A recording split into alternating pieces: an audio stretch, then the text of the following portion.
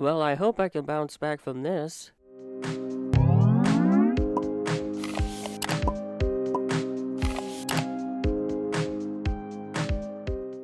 It is not uncommon for an NFL player to have a down season. It just happens. Nobody's perfect. Well, except for Jim Carrey, but that's it. Today I will talk about the players who did not perform well in 2021 and will bounce back in 2022. Players that missed a lot of time like Michael Thomas, Christian McCaffrey, J.K. Dobbins, and Michael Gallup will not qualify for this video. It is because it would be way too long of a video if I included injured players. Some of these players will be discussed in a future video. But before we get into today's video, I want to thank today's sponsor. Are you looking to purchase tickets to a sporting event, whether it is a football, baseball, or basketball game? If so, SeatGeek has the tickets you need. A score ranging from 0 to 10 is provided on each ticket to let you know if it's a good deal or a bad one. You can get $20 off your next purchase with the promo code Charlie Parker as shown on the screen. If you want to learn more about SeatGeek, the link to the website's in the description below. Alright, let's get on with the video.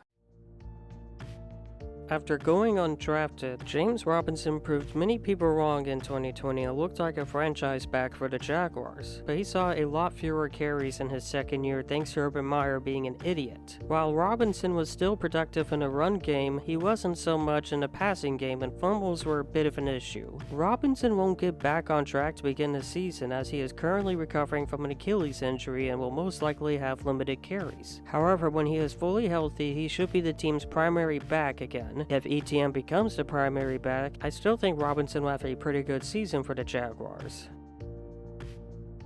Kenneth Murray showed some promise for the Chargers in his rookie season in 2020, looking like he could be the linebacker the Chargers were looking for, but he took a big step back in 2021. While he did miss 6 games due to an ankle injury, he still wasn't good in the games he was able to play in. His rookie season saw him on the field 93% of the time, while his sophomore season saw him on the field 47% of the time. This is because he lost playing time to Kaiser White, who signed with the Eagles this offseason. With White departing from the Chargers, Murray should be seeing a lot of playing time again. With him fully recovered from his ankle injury and more adjusted to Brandon Staley's defensive scheme, we will see the Kenneth Murray the Chargers expected.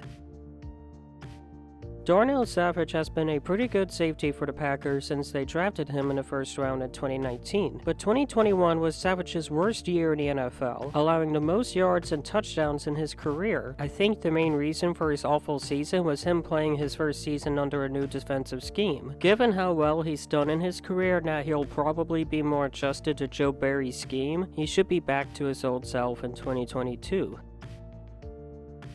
Miles Sanders has been a solid running back for the Eagles since being drafted in 2019. While in 2021 he was still good for the Eagles, he did not score a single touchdown, not one rushing and not one receiving. I do not think that will happen again for Sanders. He will be splitting time with Kenneth Gainwell, but he still should be a productive running back that can get into the end zone in 2022.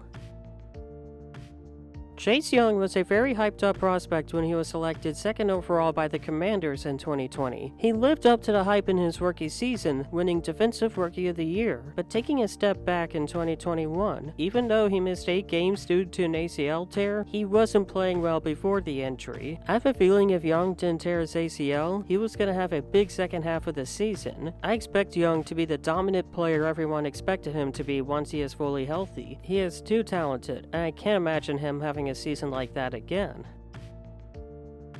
Saquon Barkley was one of the most hyped up running back draft prospects of all time when he was selected by the Giants second overall in 2018. Barkley had an outstanding rookie season which was good enough to win Offensive Rookie of the Year. His second season wasn't as great as his rookie season, but Barkley was still productive. Barkley only played 2 games in 2020 as he would miss most of the season due to an ACL tear. When he returned in 2021, he wasn't the same, having his worst season in his NFL career. Even though the last 2 years have been brutal, I don't think Barkley is quote-unquote washed up. He has been dealing with injuries over the last 2 years, and the Giants' offensive line has not been the best with run blocking. With Barkley heading into 2022 not dealing with injuries, the Giants improving their offensive line by drafting Evan Neal and signing Mark Lewanski, and with new head coach Brian Daboll having a great history of utilizing players in his pass offense, I expect Barkley to have his best season since 2019.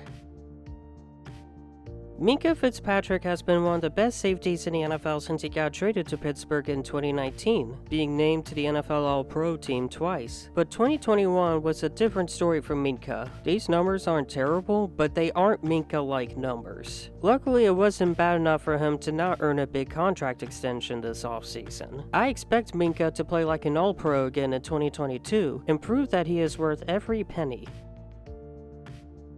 Allen Robinson has been one of the best wide receivers in the NFL in the last decade. He has done well for every team he has played for, like the Jaguars and the Bears. But 2021 was arguably his worst season in his NFL career. It was largely due to the fact that Justin Fields was not targeting him as much as he was targeting guys like Darnell Mooney and Cole Kmet. But now Robinson has paired up with the reigning Super Bowl champion Rams. Sure, he is stuck in a crowded wide receiver room with Cooper Kupp and Gators legend Van Jefferson, but I think he will still be very productive for the Rams in 2022, like Odell Beckham was in 2021 in his wide receiver 2 role with the Rams, which is the same role Allen Robinson will have on the team. He has Sean McVay as his head coach and Matthew Stafford as his quarterback. Based on everything I just said, there is no way Robinson doesn't get back on track in 2022.